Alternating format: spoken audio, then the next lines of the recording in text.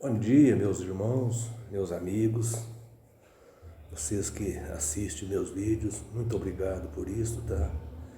E gostaria de pedir a vocês que gostam do meu trabalho, que dê um joinha para mim, por favor, que é muito importante para o YouTube divulgar, né, os meus vídeos. E você que ainda não se inscreveu, por favor, se inscreva, é muito importante, porque assim o YouTube vê que a gente está fazendo progresso e divulga mais ainda os vídeos, né? Muito importante. Então, meus irmãos, hoje eu quero fazer um vídeo para tratar sobre um assunto muito interessante. Jesus é Deus e Filho de Deus ao mesmo tempo? Né? Muitas pessoas acham difícil entender isso, mas eu vou fazer o máximo para esclarecer essa dúvida para vocês. Por exemplo, em Deuteronômio, no capítulo 6, versículo 4, está escrito: Jeová, ou Senhor, como diz alguns, nosso Deus, é um único Jeová, ou Senhor. Então ele diz que Jeová, ou Senhor, é único. Mas veja, meus irmãos, existe dois tipos de unidade. Existe a unidade composta e a unidade absoluta. Eu vou citar aqui um exemplo de cada uma. Quando quando Deus testou a fé de Abraão, mandando que ele sacrificasse seu único filho, Isaque, foi uma unidade absoluta, porque Isaque era o único filho que Abraão tinha com sua esposa Sara. Mas veja que quando Deus disse a Abraão: farei de ti uma grande nação, ali já se tratava de uma unidade composta, porque uma nação é composta por muitas pessoas, né? Bem diferente do caso de Isaque, porque Isaque era o único filho, e já uma nação é muitas pessoas. Portanto, quando diz que Jeová ou Senhor é o único, ali se trata de uma unidade composta. Não se trata de uma pessoa, se trata de uma unidade composta. Não é uma pessoa, mas sim uma divindade. Isso fica claro, né? Porque quando o universo foi criado, Deus não estava sozinho. Ali, o Pai ali não estava sozinho. Havia no mínimo mais duas pessoas com ele. E eu vou provar isso para vocês, tá? Por isso é importante que usemos, trazemos aqui à tona a tradução original, ou seja, o que está escrito na Bíblia hebraica. Por exemplo, no livro de Gênesis, na Bíblia hebraica, no livro de Gênesis, no capítulo 1, versículo 1, começa assim, ó: Breshit bara Elohim. Então vamos traduzir. Breshit, traduzido para português, quer dizer em princípio. Barat, criou. Elohim, Deus. Observe que a palavra Elohim, ou Deus aí, ela está no plural, indicando assim que Deus não é apenas uma pessoa, é no mínimo três pessoas. E eu vou explicar por que eu posso afirmar isso para vocês.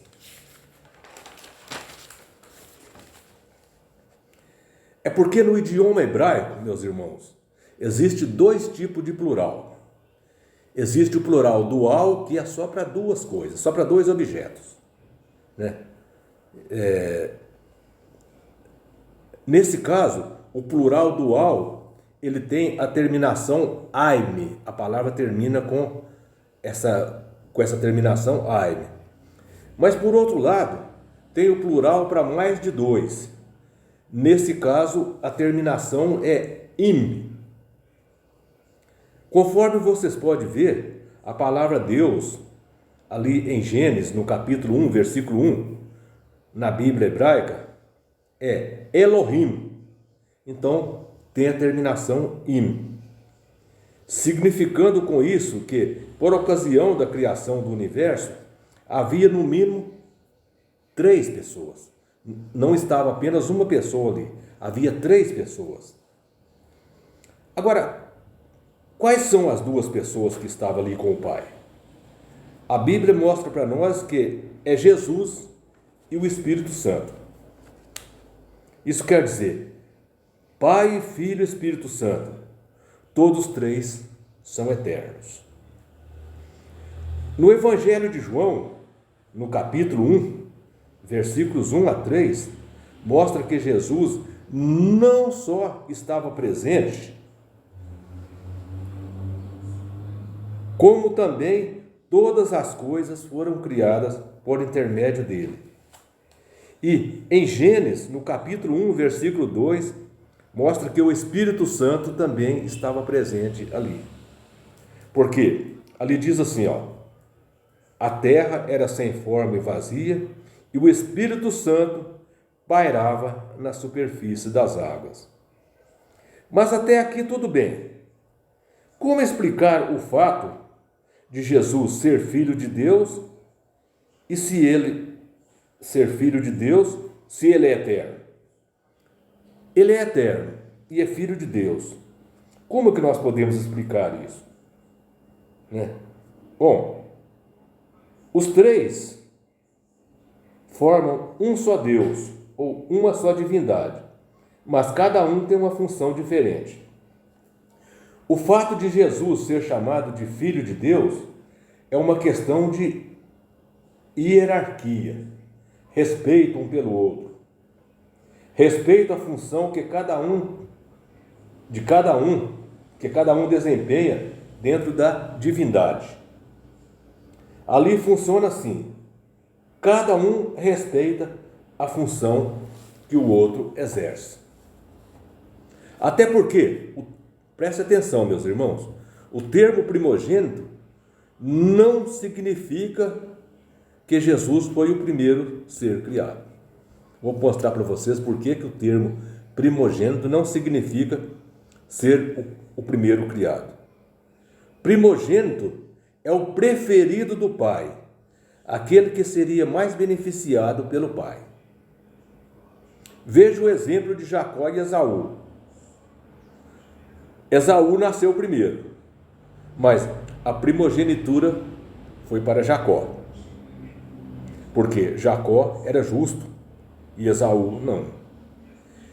Então, o fato de Jesus ser chamado de primogênito quer dizer que a herança do pai seria dele. Talvez seja por isso que Jesus disse em Mateus, capítulo 11, versículo 27, ali Jesus disse assim: tudo me foi entregue por meu Pai. E em Mateus, capítulo 28, versículo 18, Jesus disse: foi-me dado toda a autoridade no céu e na terra. Isso é que significa que Jesus é o primogênito. Não é que Jesus foi criado. Isso significa que o fato de Jesus ser o primogênito significa que ele é o preferido de Deus, que ele é beneficiado por Deus e que tudo que Deus tem foi entregue a ele. Por isso é que nós devemos ser gratos a Jesus por tudo que nós temos, porque tudo que temos aqui, todo esse universo, tudo foi entregue a Jesus. Então Jesus é o nosso dador de todas as boas dádivas que nós recebemos.